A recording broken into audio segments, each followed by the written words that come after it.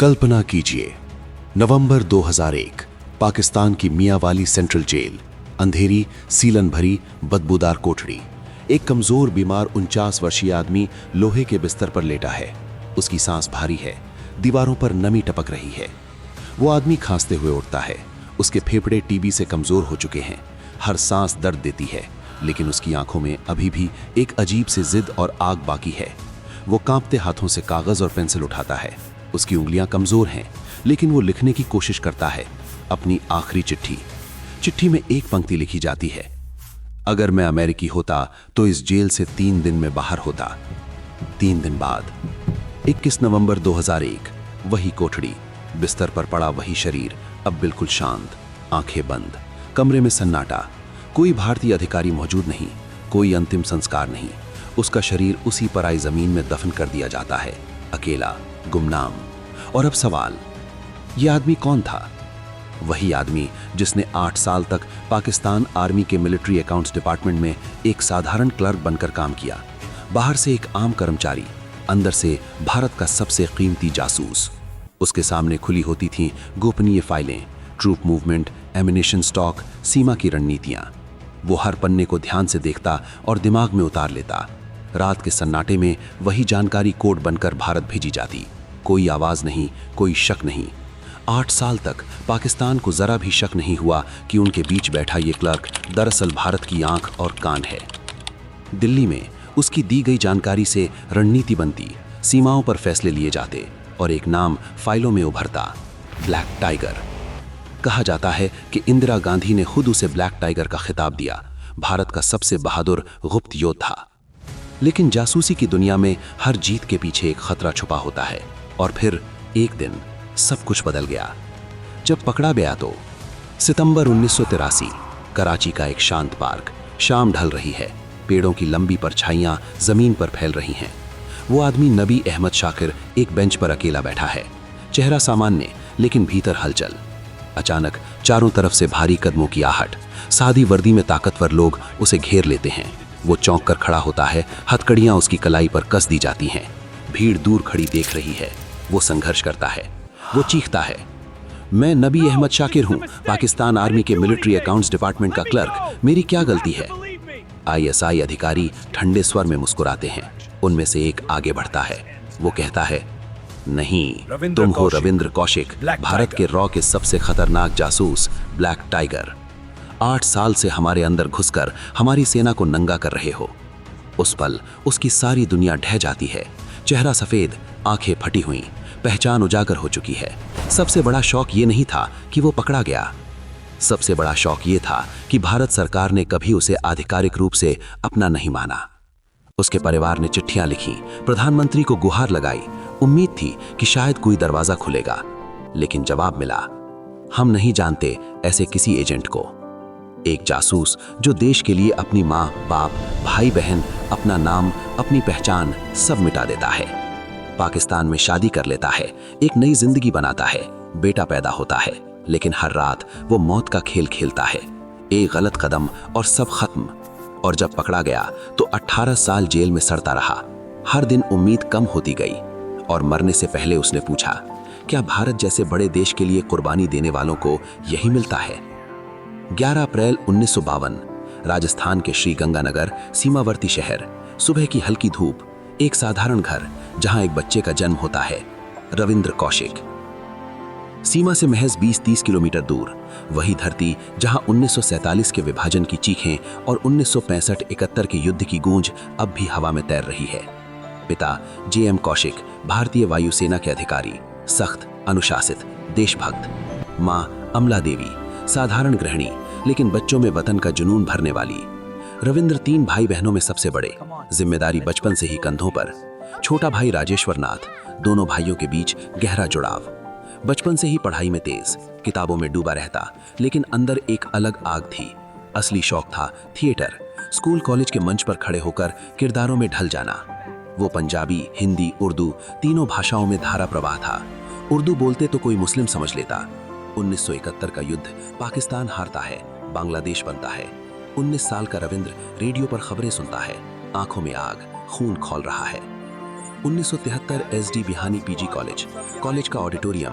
मंच पर रविंद्र एक नाटक कर रहे हैं, एक भारतीय जवान जो पाकिस्तान में कैद है। नाटक इतना भावुक कि दर्शकों की आंखों से आंसू बहने लगे। लेकिन उस दिन दर्शकों में कुछ खास लोग बैठे थे, रॉ के अधिकारी। उन्होंने देखा अभिनय में जीनियस, भाषाओं का जादूगर, बॉर्डर एरिया का लड़का और देशभक्ति से भरा। कुछ दिनों बाद संपर्क किया गया, एक शांत कमरे में मुलाकात, प्रस्ताव रखा गया।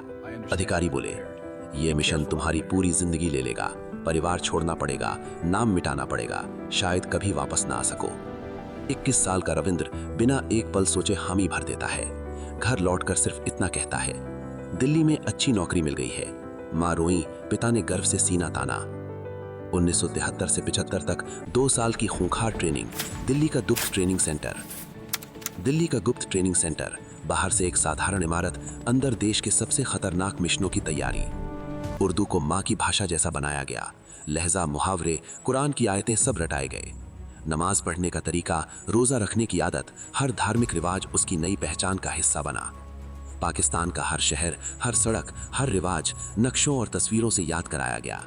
मुस्लिम बनने के लिए सरकमसीजन करवाया गया ताकि किसी शारीरिक जांच में शक ना हो। उसकी भारतीय पहचान के सारे रिकॉर्ड मिटा दिए गए, जैसे वो कभी था ही नहीं। अब वो रविंद्र नहीं था, वो था नबी अहमद शाकिर, इस्लामाबाद का एक मुस्लिम युवक। 1975 महज 23 साल की उम्र में वो भारत पाकिस्तान बॉर्डर पार कर गया। कराची यूनिवर्सिटी, नई जमीन, नई पहचान। नबी अहमद शाकिर के नाम से एडमिशन लिया गया। LLB की पढ़ाई शुरू की गई। क्लासरूम में बैठकर कानून की पढ़ाई, हर शब्द, हर धारा, लेकिन असली मकसद कुछ और था। धीरे धीरे वो पूरी तरह पाकिस्तानी बन गया। नमाज पढ़ता, रमजान में रोजा रखता, उर्दू में गाने गाता। पढ़ाई पूरी हुई, LLB की डिग्री हाथ में। अगला कदम था पाकिस्तान आर्मी। उसने पाकिस्तान आर्मी में आवेदन किया। एक खतरनाक फैसला, लेकिन मिशन का अगला चरण। उसे मिलिट्री अकाउंट्स डिपार्टमेंट में क्लर्क के पद पर भर्ती कर लिया गया। यह विभाग सेना का दिल था। यहाँ से तनख्वाह, बजट, अमुनिशन, ट्रूप मूवमेंट, हर गोपनीय जानकारी गुजरती थी। 1976 में नबी अहमद शाकिर ने एक लोकल पाकिस्तानी लड़की अमानत से शादी की। शादी के बाद एक बेटा हुआ, एक नई जिंदगी, एक नया रिश्ता। अब वो एक सम्मानित पाकिस्तानी नागरिक था, परिवार वाला, मिलिट्री अकाउंट्स डिपार्टमेंट का भरोसेमंद क्लर्क। लेकिन रात को जब सब सो जाते, वो असली खेल शुरू होता। 1979 से 1983 जासूसी के सुनहरे साल रहे। हर हफ्ते नई जानकारी, हर महीने नया रिस्क। ट्रूप मूवमेंट, सीमा पर प्लान, हथियारों की खरीद, ऑफिसरों की ट्रांसफर, सब भारत पहुंचाया गया। कहा जाता है उनकी जानकारी ने हजारों भारतीय सैनिकों की जान बचाई। कई घुसपैठ और हमले नाकाम हुए।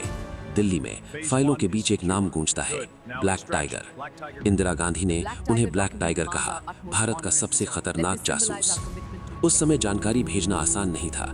हर संदेश, हर शब्द मौत के साए में लिखा जाता था। इनविजिबल इंक, कोड वर्ड्स, तीसरे देश के जरिए संदेश भेजे जाते थे। हर कदम पर खतरा। हर बार जब वो संदेश भेजता, दिल में एक ही सवाल, अगर पकड़ा गया तो। 1983 रॉ ने एक छोटे स्तर के एजेंट इनायत मसीह को रविंद्र से संपर्क करने भेजा। ये एक बड़ी भूल थी, क्योंकि वो अनुभवहीन था और निगरानी कड़ी थी। इनायत पकड़ा गया। ISI ने उसे टॉर्चर किया। वो टूट गया और उसने रविंद्र का नाम बता दिया। ISI ने जाल बिछाया। इनायत के जरिए संदेश भेजा गया, पार्क में मिलो। रविंद्र को संदेश मिला। उन्हें जरा भी अंदाजा नहीं था कि ये एक जाल है। सितंबर 1983 पार्क में रविंद्र कौशिक को चारों ओर से घेर लिया गया। कुछ ही पलों में उनकी गिरफ्तारी हो गई। उन्हें सियालकोट इंटेरोगेशन सेंटर ले जाया गया। वहां शुरू हुआ 2 साल का नरक। उन्हें सोने नहीं दिया जाता था, दिन रात पूछताछ। उन्हें बर्फीली जमीन पर लेटाया जाता था। शरीर कांपता, लेकिन हौसला नहीं टूटा। मारपीट, इलेक्ट्रिक शॉक, शरीर टूटता रहा, लेकिन रविंद्र ने एक भी राज नहीं खोला। 1985 मिलिट्री कोर्ट ने मौत की सजा सुनाई, लेकिन पाकिस्तान सुप्रीम कोर्ट ने सजा बदल दी, मौत से उम्र कैद। और फिर शुरू हुई 18 साल की जेल जिंदगी। सियालकोट, कोट लखपत, मियांवाली। जेल के अंदर पाकिस्तानी कैदी ताने मारते, हिंदू जासूस। उन्हें टीबी हो गई, दिल की बीमारी भी हो गई, लेकिन मेडिकल मदद लगभग न के बराबर। फिर भी उन्होंने गुप्त रूप से परिवार को चिट्ठियां लिखी। चिट्ठी में लिखा, क्या भारत जैसे बड़े देश के लिए कुर्बानी देने वालों को यही मिलता है? दूसरी चिट्ठी में, मैं यहाँ सड़ रहा हूँ, लेकिन देश के लिए गर्व है। और आखिरी चिट्ठी मौत से 3 दिन पहले, अगर मैं अमेरिकी होता तो इस जेल से 3 दिन में बाहर होता। 21 नवंबर 2001 मियांवाली जेल। 49 साल की उम्र में रविंद्र कौशिक हमेशा के लिए चुप हो गए। पराई जमीन पर गुमनाम दफन, लेकिन इतिहास में अमर।